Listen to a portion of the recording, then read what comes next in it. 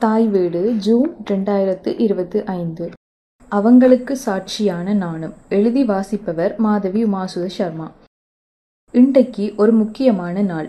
உலகத்துக்கு இல்லை, இலங்கையில் படிக்க போகிற பிள்ளைகளுக்கும் அவையை பெத்த வைக்கும்.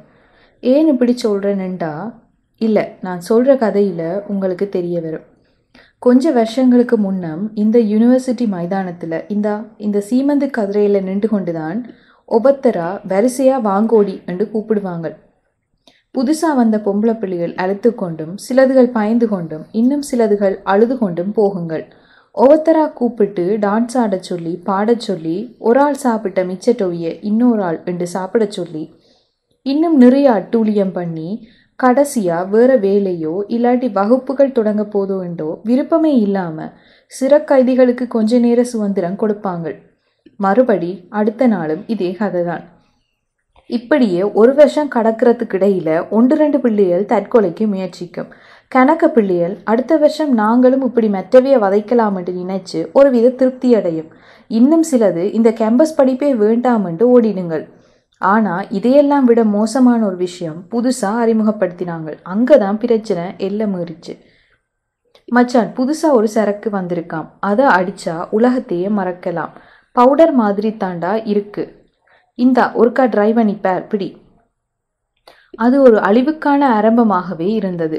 2 பேரில் ஆரம்பிச்ச பவுடர் பழக்கம் கொஞ்சம் கொஞ்சமா 4, 8, 15 என்று கூடிக்கொண்டே போச்சு. அப்படித்தான் அன்றைக்கு ஒரு பின்னேற நேரம் அவள் மைதானத்தை நோக்கி வந்து கொண்டிருந்தாள். அவளிண்ட கஷ்டகாலமோ என்னவோ இவங்கள கண்ணுல பட்டுட்டாள். இங்க வாடி, உன்னத்தான், என்ன பெரிய அழகி என்று நினைப்போ, சீனியர்ஸ் கூப்பிட்டா உடனே வரணும். எங்க ஒரு பாட்டு பாடு. வேணாம், நீ டான்ஸ் ஆடு. இடை நீ பாடு, அப்பத்தான் நல்லா இருக்கும். வேணாம், என்னை போக விடுங்கோ, எனக்கு பஸ் நேரம் ஆச்சு. அசைன்மெண்ட் கொடுக்கத்தான் வந்த நான். இல்லை, நீ பாடிட்டு போ. நோ, டான்ஸ் ஆடிட்டு போ. போதை தலைக்கிற ஒரு குழுவாக அவளை சுற்றி வளைத்து வீடியோ எடுத்தார்கள். என்ன செய்வதென்றே தெரியாத பித்தி நிலை அது. அவள் முடியும் மட்டும் போராடினாள். என்ன பயன்? விடுமுறை என்பதால் பெரும்பாலான மாணவர்கள் முன்னமே ஊருக்கு கிளம்பி விட்டார்கள். ஹே, யாரா அது? என்ன சத்தம்? இருட்டில் என்னடா பண்றீங்க? சரி விடுங்கடா, செக்யூரிட்டி வாரான், ஓடு ஓடு, அதான் வீடியோ இருக்கே, அது போதும்.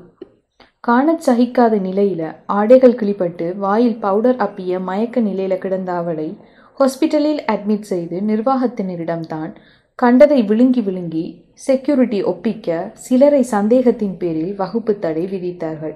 அதற்குள் அந்த வீடியோ ஃபேஸ்புக், இன்ஸ்டா, டிக்டாக் என்று பரவிவிட்டது.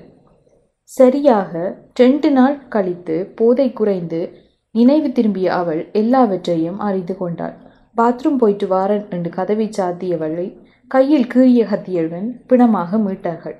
வழக்கம் போல எல்லா விசாரணைகளும் சடங்குகளும் முடிந்தது. இன்னும் இதுபோல அடுத்தடுத்த வருடங்களில் 2 வழக்குகள். இறுதியாக அந்த நாள் வந்தது. இன்று முதல் பகுடிவதை என்ற பெயரில் நடத்தப்படும் குற்றச் செயற்பாடுகளுக்கு கடும் தண்டனைகள் அமுல்படுத்தப்படும். 24 மணி நேர அவசர உதவி தொலைபேசி சேவை அறிமுகப்படுத்தப்படுகின்றது. 1919 எனும் இலக்கத்திற்கு அழைப்பினை ஏற்படுத்தி சட்ட உதவியையோ அல்லது முறைப்பாட்டையோ பதிவிட முடியும். இந்த சட்டம் இன்றைக்கு நிறைவேற்றப்பட்டு இருக்காம். இனி ஒருத்தரும் வாளாட்ட இயலாதாம். காலமா பகுதி வதைகளுக்கு சாட்சியா ஒன்றுமே எதிர்வினையாற்ற முடியாம இருந்த நானே இந்த சட்டம் தொடர்பான போஸ்டர்களை ஒட்டுறதுக்கும் சாட்சியா இருக்கிறேன். இனி பிள்ளைகளை பெத்தவை நம்பி படிக்க அனுப்புவினம். என்ன யோசிக்கிறீங்கள்? ஏன் நான் எதிர்வினையாற்ற முடியலே என்றோ? நான் மரமல்லோ, என்னால என்ன செய்யலும்? ஆனா கனபேர் என்ன மாதிரி தான் பொய்யா நடிக்கினம். எல்லாத்தையும் விட பெருசு உயிர்தானே. நன்றி.